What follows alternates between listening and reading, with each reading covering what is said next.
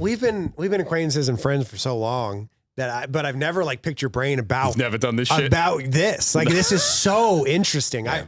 I've always been. I think it's because I first really started getting into esports. I mean, I was always a COD kid, but I started getting into esports in Super Smash Brothers. Yeah. And they're probably one of the most important parts of that game is the commentary. They don't take it too seriously, but they all know everything. Yeah. And they do a good job of explaining it, but like not over explaining it. And it's hard, man. That game is so quick that the commentators have to like tell all the stories. Yeah. So a bunch of the stories, a bunch of the eras of that game, because I've been playing the same game for 25 years, that like, oh my God. A bunch of the eras were created by the commentators. So like even the biggest pros will say like, all this stuff was happening. Yes, there was this era where only 4 people won, but like we didn't know that. Like we knew that there were 3 other guys we had to compete against, but the commentators deemed it this era. And so that becomes like a staple. Now there's like 8 years of COD of Smash history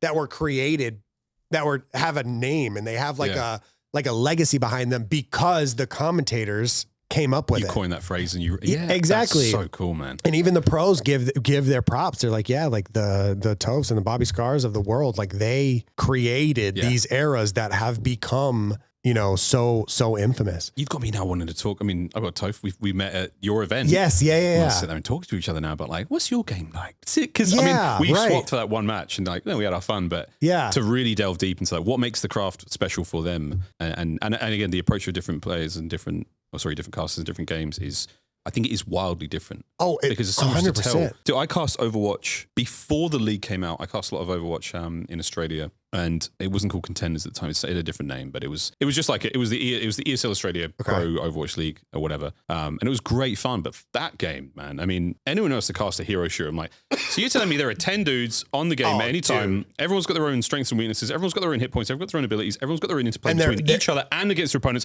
And you have to combine that at all the same time. Like, what? I met a lot of the League of Legends casters and they were like, oh, dude, it's a cool. I was like, wait, let's fucking talk about how many characters you guys have to remember. How many characters is League of Legends? He's doing it. I think it's like 150. That's ridiculous. Yeah, I think it's like 150 characters. And you need to know those characters' names, abilities, and how well they play against each other and what position. Fuck that! I'm good with 2 guns. I'm good with 170 characters. Get the fuck out of here! I'm good with my 2 guns, 6 maps? Yeah, 2 guns. 48 players, I'm happy. Slasher makes it easy for you. He does. You use 2 guns, and 3 maps. You can kiss my whole ass.